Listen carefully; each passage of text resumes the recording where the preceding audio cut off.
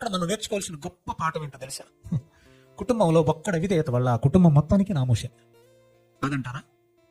కుటుంబంలో ఒక్కడు చేసిన పొరపాటు వల్ల కుటుంబం మొత్తానికి చెడ్డ పేరు కాదంటారా?